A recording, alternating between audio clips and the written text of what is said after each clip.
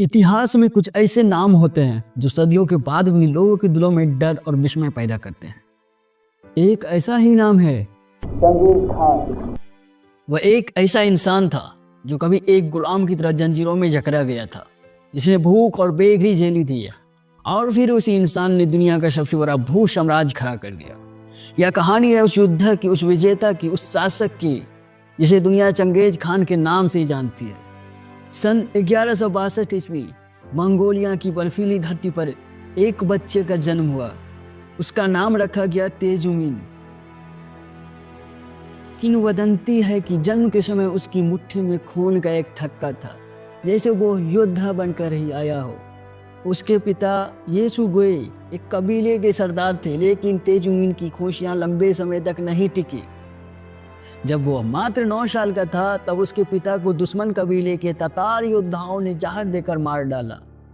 पिता की मृत्यु के बाद कबीले ने परिवार को अकेला छोड़ दिया।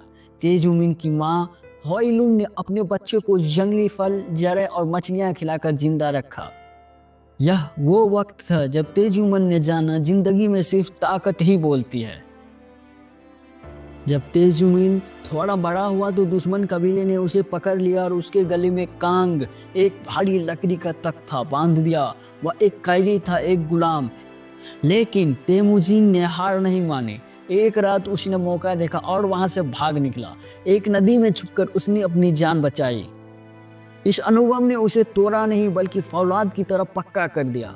अपनी युवा अवस्था में तेमुजिन ने अपनी बचपन की मंगेतर बोर्तो से शादी की, लेकिन जल्द ही मिरकित कबीले ने बोर्तो का अपहरण कर लिया। यह तेजुमिन के जीवन का एक और कड़वा घाव था, लेकिन इस बार उसने रोने की बजाय तलवार उठाई। तेमुजिन ने अपने पुराने दोस्त तोगरू खान और बचपन के मित्र जमुका से मदद मांगी। मिलकर उन्होंने मिरकित कबीले पर हमला किया और बोर्तो को आज़ाद करवाया। यह तेमुजिन की पहली बड़ी सैन्य जीत थी। धीरे धीरे उसकी ख्याति बढ़ने लगी। लोग उसके पास आने लगे। वह न सिर्फ युद्ध में बल्कि कूटनीति में भी माहिर था। उसने एक ऐसी नीति अपनाई जो उस जमाने में क्रांतिकारी थी। जाति, कबीले या पृष्ठभूमि नहीं, बल्कि वफादारी और काबिलियत ही किसी की पहचान होगी। जो कबीले उसके साथ आए उन्हें उसने अपना बनाया, जो नहीं आए उनका सफाया कर दिया। सन 1206 ईस्वी मंगोलिया के ओनोन नदी के किनारे एक ऐतिहासिक सभा बुलाई गई, जिसे कुरुलताई कहते थे। सभी मंगोल कबीले के नेता वहां उपस्थित थे और सर्वसम्मति से तेमुजिन को सभी मंगोलों का महान खान घोषित किया गया। उसे दिया गया नाम चंगेज खान, जिसका अर्थ है सार्वभौमिक शासक। एक बेघर बच्चा, एक कैदी, एक गुलाम आज दुनिया के सबसे शक्तिशाली साम्राज्य का सम्राट बन गया था। चंगेज खान की सेना को समझना जरूरी है, क्योंकि यही उसकी असली ताकत थी। उसने दशमलव प्रणाली पर सेना को संगठित किया। 10 सैनिकों का एक अड़बन, 100 का जागुन, 1000 का मिंगन और 10,000 का तुमेन। उसकी घुड़सवार सेना दुनिया की सबसे तेज और सबसे अनुशासित सेना थी। वे एक दिन में 100 किलोमीटर तक की दूरी तय कर सकते थे। चंगेज खान ने जासूसी तंत्र बनाया। दुश्मन की हर कमजोरी पहले से जान ली जाती थी। उसने मनोवैज्ञानिक युद्ध का भी इस्तेमाल किया। शहरों को संदेश भेजा जाता, समर्पण करो तो जीवित रहोगे, लड़ो तो मिटा दिए जाओगे। और उसने अपना वादा हमेशा निभाया। चंगेज खान के विजय अभियान एक एक करके शुरू हुए और दुनिया को हिला कर रख दिया। पहला बड़ा निशाना था चीन का पश्चिमी एशिया साम्राज्य। वहां के शासक को झुकना पड़ा। जिन साम्राज्य फिर उत्तरी चीन की बारी आई। महान दीवार के पार करके मंगोल सेना ने जिन साम्राज्य की नींव हिला दी। इस्लामी ख्वारिज़्म साम्राज्य। साल था 1219। यह चंगेज खान का सबसे विनाशकारी अभियान था। मध्य एशिया का सबसे शक्तिशाली मुस्लिम साम्राज्य, जिसमें आज का ईरान, उज्बेकिस्तान, अफगानिस्तान शामिल था, तहस नहस हो गया। समरकंद, बुखारा, मर्व जैसे समृद्ध शहर राख में बदल गए। इतिहासकारों का अनुमान है कि इन युद्धों में लाखों लोग मारे गए। कुछ शहर तो सदियों तक दोबारा आबाद नहीं हो सके। लेकिन चंगेज खान सिर्फ एक विध्वंसक नहीं था, वह एक कुशल प्रशासक भी था। उसने यासा नामक एक कानूनी संहिता बनाई जो पूरे साम्राज्य में लागू थी। इसमें धार्मिक स्वतंत्रता, व्यापार के नियम और न्याय के सिद्धांत शामिल थे। उसने धर्म के आधार पर भेदभाव नहीं किया। बौद्ध, मुस्लिम, ईसाई, साम्यवादी सभी को अपने धर्म के पालन करने की स्वतंत्रता थी। उसने रेशम मार्ग को सुरक्षित किया, व्यापारियों को संरक्षण दिया गया। इससे पूर्व और पश्चिम के बीच का व्यापार और विचारों का आदान प्रदान हुआ। उसने योग्यता को सर्वोच्च माना। कोई भी चाहे किसी भी जाति या पृष्ठभूमि का हो, अपनी काबिलियत से ऊंचा उठ सकता था। चंगेज खान एक विरोधाभासी व्यक्ति था। एक तरफ वह क्रूर था, दुश्मनों को बिना दया के कुचलता था।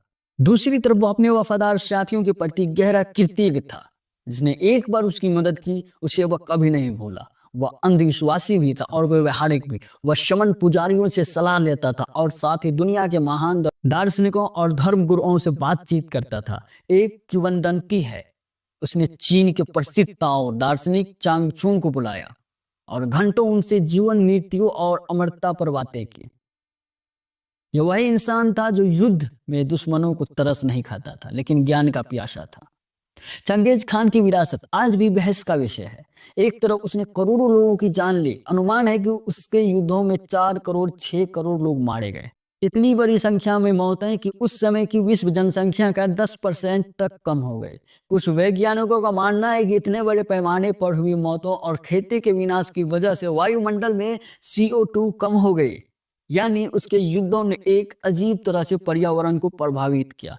दूसरी तरफ उसके साम्राज्य ने पूर्व और पश्चिम को जोड़ा, व्यापार हुआ, विचार फैले, तकनीकी का आदान प्रदान हुआ। अनुवांशिक अध्ययनों से पता चला है कि आज दुनिया में 1.6 करोड़ पुरुष उसके सीधे वंशज हो सकते हैं।